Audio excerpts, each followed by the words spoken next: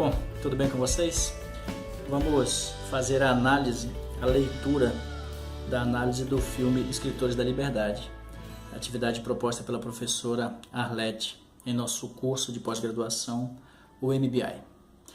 Os integrantes da equipe, que é a equipe 1, são Alan Santiago, Ana Paula Teixeira, Ana Laura, Anderson Ferreira, André Rengel, Bruno Souza, Carlos Eduardo, Kátia Cristina, Cláudia e Dimitri. As etapas a serem desenvolvidas são, conforme a proposição da atividade, 8 etapas. Começamos com a participação e contribuição do estudante Carlos, que destacou o seguinte: inicialmente a professora entrou em sala de aula sem conhecer seus alunos, simplesmente ministrando o conteúdo referente ao período, acreditando que eles teriam interesse em participar. Entretanto, o resultado foi a total desatenção dos alunos, pois eles não viam ligação e significado entre o conteúdo e suas vidas atuais ou futuras. A professora percebeu que a realidade era muito diferente da que ela imaginava, pois os alunos eram desinteressados pelas aulas e não respeitavam uns aos outros, muito menos a ela. Predominava entre eles um preconceito, resultado da violência que assolava aquela comunidade e do desrespeito à diversidade cultural.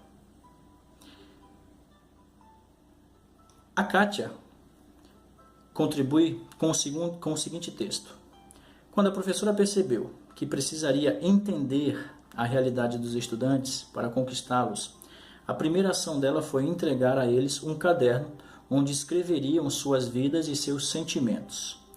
A cada dia, mais alunos compartilhavam suas vidas através de relatos dos seus cotidianos, em sua maioria tristes, desde a infância. Compreendendo a vida deles, ficou mais fácil traçar estratégias para estreitar os laços. A primeira ação efetiva e significativa foi promover um encontro entre seus estudantes e sobreviventes do Holocausto. Dessa forma, mostrou que, assim como eles, outras pessoas também sofreram com a discriminação e viram seus amigos e familiares morrerem. Foi então que a professora entrou com a literatura, disponibilizando a eles o diário de Anne Frank, um clássico da Segunda Guerra Mundial. Um livro que conta a história de uma jovem que sofreu e morreu nos campos de concentração. Dessa forma, ocorreu a aprendizagem significativa, alinhando o tema que despertou neles o interesse em conhecer mais, com a disciplina da professora, que era literatura. A contribuição da colega Cláudia destaca o item sobre os organizadores prévios. Nas primeiras aulas, percebe-se que a professora pensava estar preparada para as aulas. O planejamento de aula não considerou, e nem poderia considerar, a falta de interesse dos estudantes, os problemas de relacionamento entre os diferentes grupos étnicos, a violência que permeava as relações sociais no âmbito da comunidade e que acarretava uma evasão e baixo desempenho dos estudantes. A situação era tão difícil que a professora tentou várias abordagens que não deram certo, mas durante o convívio e aprendendo com seus erros, ela conheceu melhor o contexto em que os estudantes estavam inseridos, o que permitiu que pudesse organizar as aulas mais significativas. Observa-se essa organização prévia em alguns momentos, como por exemplo no momento em que ela promove a dinâmica com a fita adesiva. Outro momento da história que revela a utilização de organizadores prévios ocorreu quando Erin levou os estudantes para conhecer o Museu do Holocausto, onde tiveram contato com vítimas de violência, com as quais se identificaram devido às suas trajetórias de vida. Seguindo o proposto da atividade, a professora Ana Miller apresenta um exemplo prático da unidade onde ela atua no Senai de Chapecó.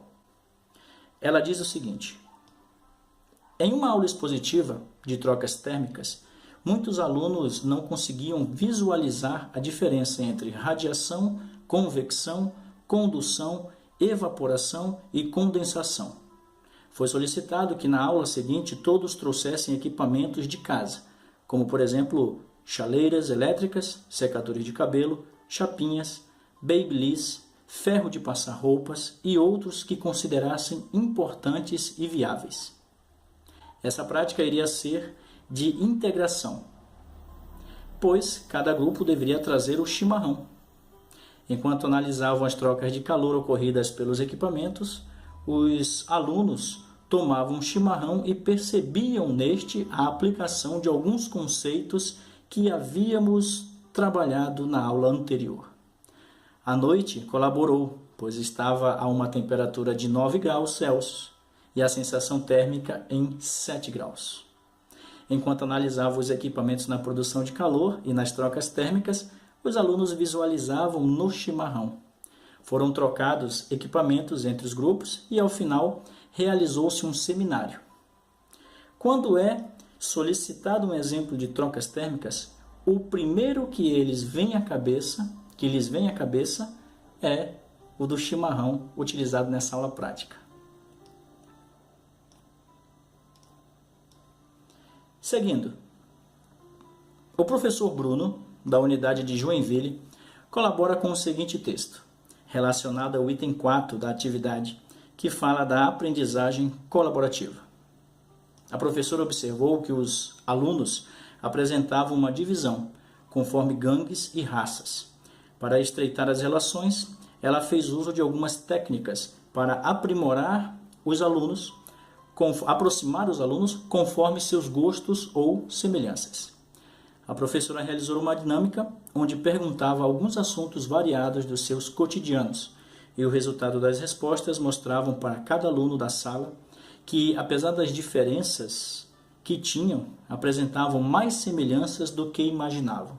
Sendo assim, foi-se construindo um vínculo de família entre os estudantes e a professora, resultando em um aprendizado significativo, através da leitura e exemplos do cotidiano que os cercavam. O professor André contribui com a seguinte análise do item 5. Apesar dos avanços atuais das tecnologias utilizadas em sala de aula, principalmente a internet, foi possível identificar algumas estratégias de ensino utilizadas pela professora que ainda utilizamos para dar significado ao aprendizado, como as dinâmicas, o uso da música, as visitas técnicas, os filmes, os debates, entrevista, entre outras observadas. Há destaque para a cena no restaurante, onde a vivência dos estudantes com os sobreviventes do Holocausto não pode ser substituída por nenhuma tecnologia atual para demonstrar a realidade vivida por eles. A contribuição textual do colega de MBA, o Anderson, da unidade de Rio do Sul, vai ao encontro da criatividade, que está no item 6. A facilidade com que teríamos acesso a inúmeras entrevistas de Miep Gies, através do YouTube, por exemplo, certamente nos ofereceria uma possibilidade fantástica de trabalhar o tema. Porém, seguindo as instruções de utilizarmos apenas equipamentos citados na atividade velhas tecnologias, novas funções, o primeiro pensamento que nos vem à cabeça seria tentar passar o filme em seu formato original no videocassete, para provocar os alunos uma reflexão sobre o tempo e as formas de se transmitir informações ao longo dele. Depois, os faria pensar na dificuldade de se propagar injustiças na época de Anne Frank. Depois, na época do filme, já nos anos 90, o início da internet, e compararia com a facilidade de mobilização que temos nos dias de hoje, através das redes sociais, onde nossos apelos rapidamente encontram eco e apoio. A coisa inexistente na época da Segunda Grande Guerra Mundial.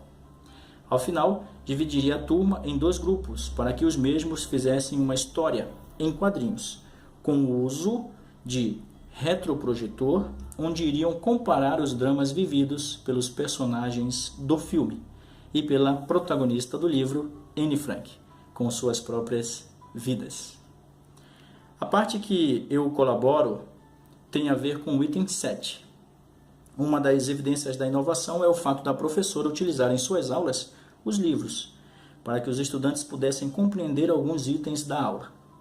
No entanto, é importante, apesar de eu considerar não ser inovação o livro, mas é importante dizer que para aquele contexto de sala de aula, acredito ter sido uma estratégia inovadora. Quanto a elementos criativos, destaco uma das cenas do filme, onde ela mostra que irá deixar os armários abertos, para que cada estudante tenha a atitude de poder usar o diário e de forma organizada guardá-los. Dessa maneira, por meio de um mecanismo de apresentação que eu considero fundamental utilizar, o tão famoso efeito surpresa, ela instigou os seus estudantes na busca por acrescentarem em suas aulas. Entramos no item 8, o item final. Se a professora tivesse tratado o problema da classe de forma mais aprofundada, na perspectiva do design thinking, provavelmente teria somado pontos positivos à experiência, mesmo que de forma superficial. Sem ter o design thinking como objetivo, os 3 passos do design acabaram acontecendo.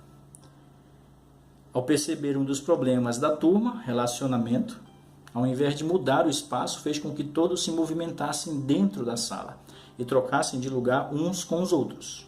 Poderia dizer que essa prática foi o ensaio do que chamaríamos de imersão. Já o segundo passo, a ideação, que é a tempestade de ideias, partiu muito mais da iniciativa da professora do que como resultado de uma conversa entre os envolvidos, que pode ser percebido quando ela começa a trazer opções do que pode ser feito em sala de aula e fora da sala de aula, de ambientes que podem ser visitados e práticas que podem ser vivenciadas. O terceiro e último passo aparece de forma mais concreta, que é quando vemos as estruturas físicas, o design da sala de aula modificar. As carteiras passam a ser posicionadas de forma diferente. O ambiente passa a ser mais acolhedor e ter a cara da turma. O filme passa a impressão de que todos colaboram para essa etapa. A prototipagem, hora de bater o martelo, de validar as ideias geradas.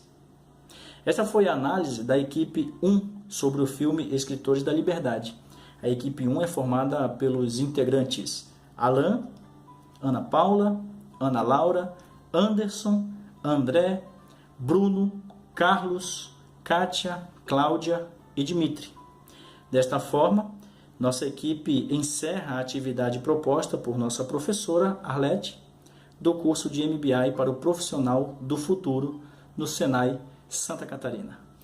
Abraços a todos, pessoal!